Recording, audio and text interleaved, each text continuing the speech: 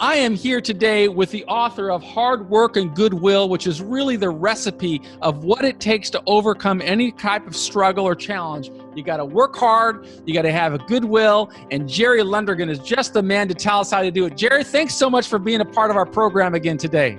Well, Michael, it's a pleasure being here with you. It's been just such an honor for me to learn from you and listen from you, and particularly during this time of a global pandemic where a lot of people have to be thinking about how to reinvent themselves. There is nobody better to learn from than a man who went through some challenges early in his career but ended up building one of the greatest American family-owned businesses in the country. And just so proud to know you. And it would just be great, Jerry, if you could tell our audience about how you got started when you built that first company, which was the distribution company of an ice cream. Tell us a little bit about how that got off the ground. It had a lot of roots and old roots in my family. If you recall, my father had when he was raising us, he had a delicatessen in Maysville. And after he got through with his regular job at the factory, he would go down in the afternoon and run an evening and run the delicatessen. And in that delicatessen, he sold a brand of ice cream that was made up in Cincinnati, Ohio by the name of French Bar ice cream. Now, so as kids, we always grew up eating this quality, well-known ice cream called French Bar. So, when after my father's death and my brothers and I were struggling to find out what we were going to do, and we had, after we had filed bankruptcy and we had to recharge our batteries and refocus and redirect what we wanted to do. Just by listening, when I was living in Lexington at the time, about 70 miles from Maysville, where my mother lived, I heard that this company, French Bar, had a distributorship there in the Lexington, Central Kentucky area. And the man that ran that distributorship was going to give it up. So I contacted my two brothers. Now this is after I had been to Washington, D.C. and worked in Washington, D.C. for a while for Congressman Breckinridge. And my wife got pregnant with my first daughter, Alyssa.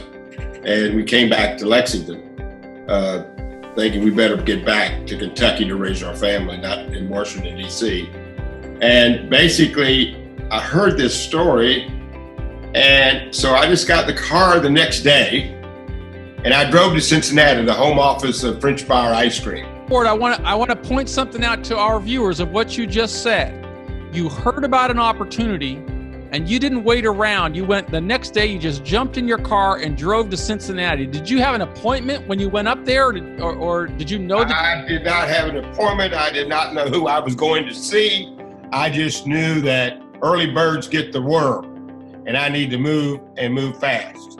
So that goes exactly to what you taught in this course, is that if a person knows what he wants to do, when an opportunity surfaces, you can't sit there and wring your hands on whether I should seize it or not. You've got to take action and act immediately in accordance with the values that you've identified as success. That's what you wrote about in here. And what our viewers are getting an opportunity to do is listen and learn how you actually did it. You don't only talk about it, you're a man of action. That's so right. Continue with the story.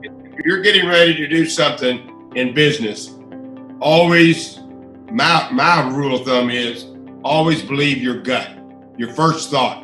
Don't try to overanalyze it. Don't try to outthink it. Do what you think has to be done now in order to achieve that goal. So I got in the car and I drove 80 miles from Lexington up to Cincinnati.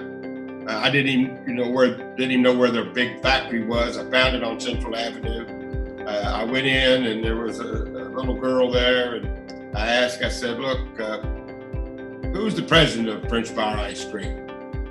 And she told me, and I said, I would like to talk to him. And she says, well, what would you like to talk to him about? And I said, well, I'd like to talk to him about his Kentucky operation.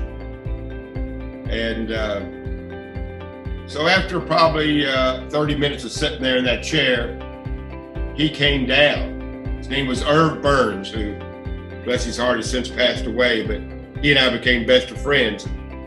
And I said, Mr. Burns, I'd like to talk to you about your Kentucky operation. And he said, well, come on in. And so I went in his office and I said, I understand there's a strong possibility that the gentleman managing your Kentucky distributorship and distribution operation is going to retire. And I would like to see if there's an opportunity for me and my two brothers to take it over. And he told me, he said, are you a prophet or something? And I said, no, I just kind of heard it. And he said, well, he had just gotten word that morning that the gentleman was going to retire. And he said, you'll have to buy, he's only got one distribution truck. And he said, you'll have to buy that truck and then we'll sell you product. You'll have to come up here to Cincinnati and pick it up, take it back to Kentucky and distribute it and sell it. We got all that worked out. He said, but you'll have to buy the truck. So I took my life insurance policy that I had taken out a few days after my dad had died. I took out a Western Southern life insurance policy, which had a cash value to it. And I took it to the Bank of Lexington, who I still do business with today. And I used that life insurance policy as collateral to borrow $3,600 and buy that truck. And we took that truck and we developed it into, I think it was 6 more trucks, larger territory, going all over Kentucky, leaving Lexington, going to Louisville, going to East Kentucky, going to West Kentucky, distributing French bar ice cream. And we took that business and built it up where it was doing about $2,500, $3,000 a week. And we built that business up till it was doing over $1 million worth of ice cream a year. And what year was that, Jerry? That was, I'm trying, Michael, it had to be in the late 70s, maybe, okay? The late 70s. I got married in 73, so the late 70s. The amazing story in this book is you're going to get all of the details of how Jerry started started from a position of struggle and difficulty. As he said, he went bankrupt and then he had to reinvent himself. But that did not stop him from going, because of his own initiative, from going into the store of a successful business, French Bauer Ice Cream. He tells a story in here. You'll see the pictures in it as well.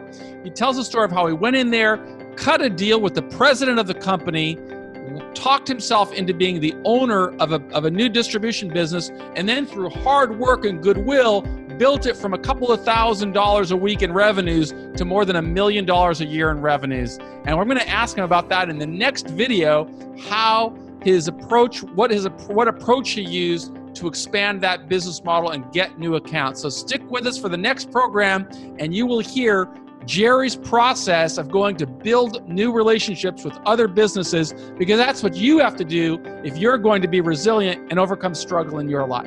Hard work and goodwill with Jerry Lundergan. Thank you, Michael.